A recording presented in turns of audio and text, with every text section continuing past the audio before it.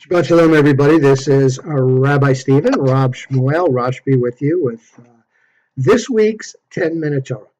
So, one of the things that I've never done in, gosh, how long has it been? Maybe 6 years that I've been doing these what I now call my 10-minute Torahs, these Devar Torah vlogs, video log, whatever the word is, blog, is tell a joke. So my wife and I, the Rebbitzin and I, were watching a movie the other day. Again, another plug for another movie. It's called The Survivor, and it's actually a true story about a Holocaust survivor who survived the Holocaust because he was a boxer, or he knew how to box, or he knew how to fight. And the commandant of one of the concentration camps, saw potential in a way to do some entertaining to his troops, his officers. So it's a good movie. And it flashes back and forth between his life, post World War II, post Holocaust, and, with memories of while he was there. But during the film, actually to the end of the film, he tells his wife a joke. And the joke goes something like this. A woman and her young son are walking down the beach when a wave comes up and grabs the child and washes the child out to sea. So the woman is frantic. She's frantic. She's screaming. She looks up at the sky. She goes, how could you do this? How could you take my only son, my young son? How could you do this? All of a sudden, another wave comes crashing back, and there's her son again on the beach. She looks up and goes, he was wearing a hat. So we thought that was kind of funny. Hope you did too. So lots going on in May, especially at our synagogue, and I invite you to look at my weekly emails for some of the festivities that's going on. But I will also say that today, from my point of view, is Thursday, May 4th, May the 4th, right? But being the first Thursday of May, it was also National Day of Prayer. And for the last few years, I've been invited in my local community to participate and do, prayer, a blessing. And it's unusual because I'm a rabbi, I'm a Jewish rabbi, and I'm surrounded by various Christian ministers, doing their own prayers. But I will tell you that it is absolutely an honor to be part of this. So, yeah, I feel a little out of place, and I've mentioned that I'm, the kind of the token Jew there.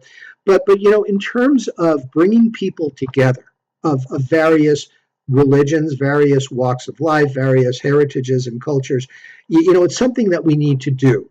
So I do it, even though, I'm amongst a lot of Christians and they have their own point of view. But, I just accept it because it's more important, as we are commanded by Hashem, to love our neighbor as ourselves. And, come on, people, everybody get together, come smile on your brother, that song from the Youngbloods.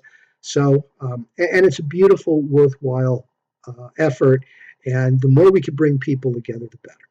Okay, so enough gesticulating. Let's get to the meat of this. All right, so this week we once again have a double portion. And we've had 3 double portions toward the end or the latter half of the book of Leviticus. And I believe we've got one more in the end of Deuteronomy. There's a couple of portions toward the end that are always put together again. This is a non-leap year, so we have to account for 4 less weeks, so we double up on various portions. So the 2 portions that actually here are closing the book of Leviticus is Behar on the mountain and Bechukotai, God's laws. So we've heard one of the most oft-cited commandments in the Torah, or Torah, is the idea of honoring and guarding, keep and observe the Shabbat. Zechor et Shabbat, remember the Sabbath, and Shamor et HaShabbat, guard the Sabbath, keep it holy. We have a positive and negative commandment, to keep the Shabbat. And what are we told when it expands on that commandment? It's told that we are to have a day of rest, and our children are to have a day of rest. All the members of our household are to have a day of rest. And that includes our servants, our manservants, our maidservants, and our animals are to have a day of rest. And ostensibly, this is so we humans, can leave the material world behind, forget about the secular and the mundane for a little bit, and connect with our spirituality. Why are we here? What are we doing here? The feeling that we're part of a one big great plan from Hashem. Now, our land gets a rest. Not every 7 days. Well, 7 days, yes, because we're not out there working on the seventh day. But the land gets a larger rest in the seventh year. It's called the Shemitah year. So what ancient cultures would do is maybe they'd work the land 1 year, hope they had enough, and then leave it fallow the next year. I read that in the Art Scroll, Chumash. But God says, look, work the land for 6 years, and you will have plenty. But there's a condition, and that condition is that you let the land lay fallow on the seventh year. And by the way, you let it grow its fruit or its food or its largest in the eighth year. So there's going to be enough. Well, does the land just kind of basically take a rest in the seventh year? It really kind of doesn't, because, plants, and it's the nature of plants and trees to produce stuff, right? So what do you do with that? Well, you don't actually go harvest, but if you're walking in your field and it's the seventh year and you see an apple or wheat, yeah, I can pick it up. But what it also says is that you are to leave that for the poor.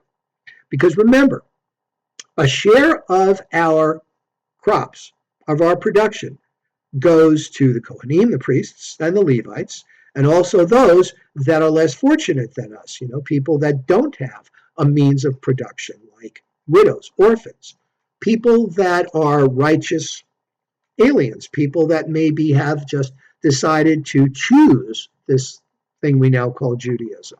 So it's so that everybody feasts and nobody goes hungry.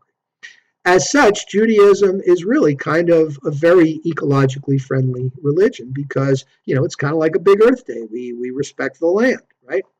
So we also believe in helping others that might be less fortunate than us. Big concept in Judaism. Xenophobia, nowhere to be found. Nowhere to be found. Love the stranger as yourself. We just got through Passover. We're in the process of counting through the Omer, so we need to always remember that. Okay, so next.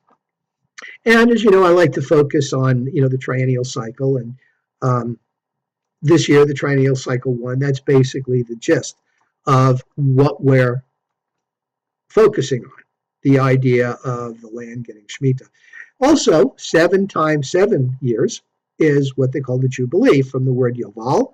It's a Hebrew word that has intruded into the English language. And that actually comes from, of all things, ram. That's what it means, a ram's horn. Yoval is a ram's horn, because in the 7th year, in the 7th times 7th year, the 50th year, at the end of Yom Kippur, the horn is blown. The Jubilee year is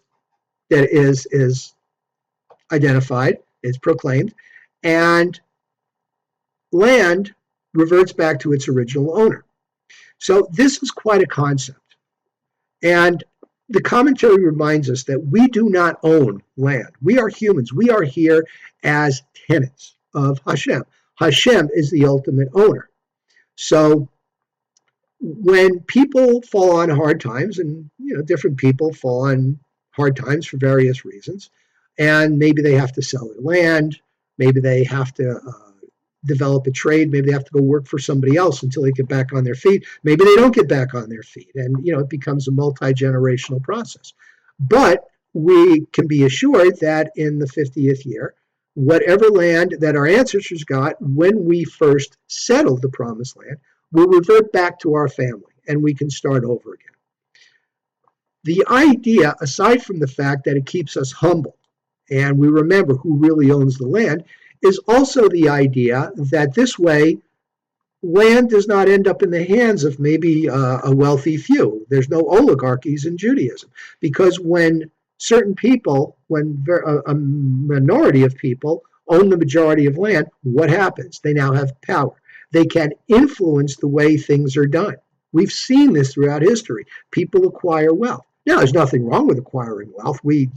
In fact, in Judaism, it is actually a mitzvah. This small business Saturday, of course, with us it'd be Sunday, because we don't, we're services on Saturday, right? We're doing our Shabbat. But the idea is when you go do business with a small business, you're doing charity because you're giving them business and now they can thrive, they can survive. It's that's what it's all about, right? That's the highest form of charity. That's what Maimonides and was it Rashi who said that? It was Maimonides and God,